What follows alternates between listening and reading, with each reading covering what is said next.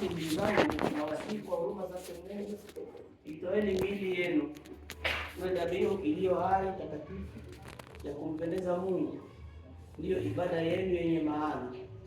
Warumi sura 12 mstari wa kwanza. Mpango kazi wa mwaka 2026. Shughuli: kutembelea makanisa au masinagogi. Shughuli hii imepangwa kuingia kabisa wote, timu nzima ya Injili kutembelea makanisa yetu. Utakuwa mwezi wa 7 na maombi ya siku 101 ambayo yamepangwa mwezi wa kwanza, mwezi wa pili, mwezi wa 6, mwezi wa 11 na mwezi wa 12. Ina maana mwezi wa kwanza na wa pili siku 40, mwezi wa 6 siku 21, mwezi wa 11, mwezi wa 12 siku 40. Kichanganya ni siku 101 na tayari 40 zimeshapita. Kongamano la vijana na Injili, tutafanya kongamano hizi mara mbili, mwezi wa 4 na mwezi wa 8. Injili mitaani pamoja na Vugwe tutafanya mwezi wa 3 huu mwezi wa 4 na mwezi wa 5. Alafu pia tutafanya mwezi wa 6, mwezi wa 7, mwezi wa 8 na mwezi wa 9.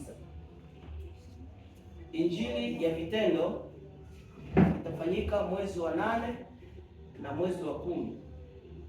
Kuandaa kitabu cha historia ya parokia.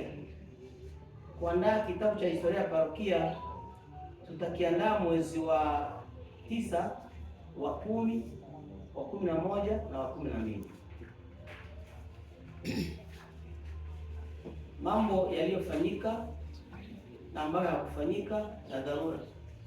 Tunaanza na mambo yaliyofanyika. Maombi ya siku 40 ya mnyororo yalifanyika. Mahitaji yalilenga kanisa. Matokeo ni kwamba Mungu hafurahishwi na mwenendo wa watu. Dhambi haziogopwi na watu hawataki kutubu. Vifo vinaendelea. Ni vema watu watubu na waache. Pili, Injili mitaani ilifanyika, ya nyumba kwa nyumba na ya hadhara. Matokeo, watu 15 ukiwemo wanaume 5 na wanawake 10 walimpokea Yesu Kristo kuwa Bwana Mwokozi wa maisha yao. Miongoni mwao vijana 3 wa Kiislamu ambao wote ni wanaume, walikuwa wamefunga mwezi wa Ramadhani, walikabidhiwa ina maana 4 vijana 3 walimpokea Yesu kwa Bwana Mwokozi wa maisha yao, walikuwa wamefunga mwezi wa Ramadhani. Kuna 4 mkiwemo mwanaume mmoja na wanawake 3, mwandishi alifunga alivyoandika. Walikabidhiwa mhubiri wa mahali na hao wengine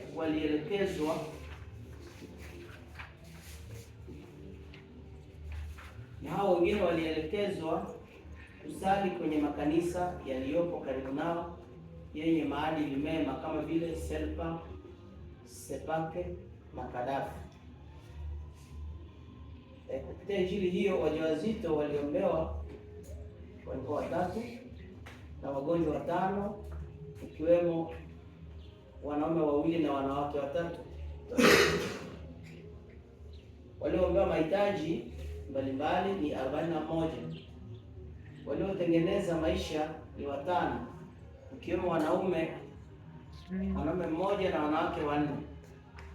Nyumba zilizofikiwa katika matembezi ya nyumba kwa nyumba ni 9 ambazo zilikuwa na washiriki 21 ikiwemo mwanaume mmoja na wanawake 20. Ambayo hakufanyika hakuna. Yaliyofanyika kwa dharura tofauti na mpango wetu wa kazi ni misaada kwa wafiwa, walioumwa, ina maana wafiwa na walioumwa walioumwa wakapewa matunzo. Jumla ya pesa zilizotolewa ni 1,055,000 na misaada mingineyo kama vile harusi, uzinduzi wa restaurant, hotel, kutoa mtawa wa Philadelphia, kulisha kikao hiki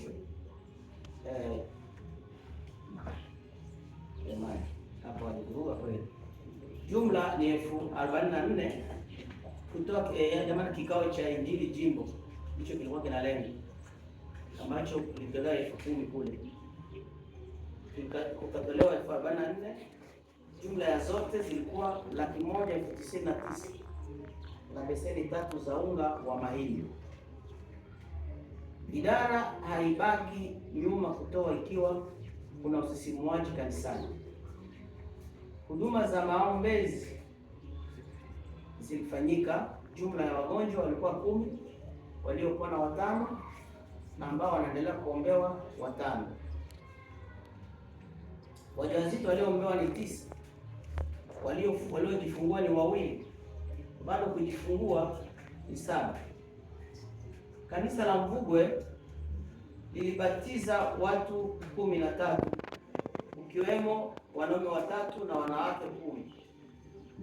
Kupitia waliompokea Yesu mitaani, mtenda mema mmoja kwenye kikao cha Injili jimbo alitoa boksi moja ya sabuni za nyota kwa ajili ya wote waliompokea Yesu. Changamoto na suluhisho. Watumishi wengi hawajali maombi.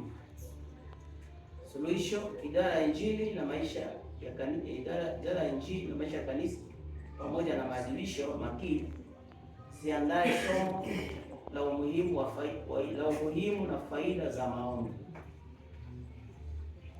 Betri ya chumba cha maombi kuishiwa nguvu. Wahusika na ripoti waangalie pepe iliyopita ili kutatua tatizo hilo. Kuangalia azimio lililopendekezwa kwa ajili ya betri kulingana na risiti iliyosemekana kwamba kanisa litanunua hiyo betri kwa sababu kuna wachungaji wanakuja kufanya maombi tarehe 15. Sasa betri kama hamna haipo nguvu kidogo, itakuwa ni shida kwa section nzima. Watu 2 mkiwemo mwanaume mmoja na mwanamke mmoja walijitenga na imani. Suluhisho: kuendelea kuombea Mungu ili awaguse mioyo yao waweze kurejea katika zizi lake.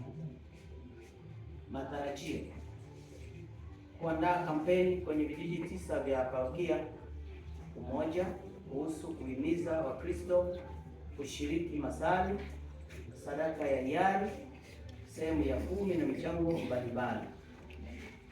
Mapendekezo: kwa ajili ya injili za hadhara, sadaka za injili zinahitajika kwa ajili ya ununuzi wa vitendea kazi vya injili.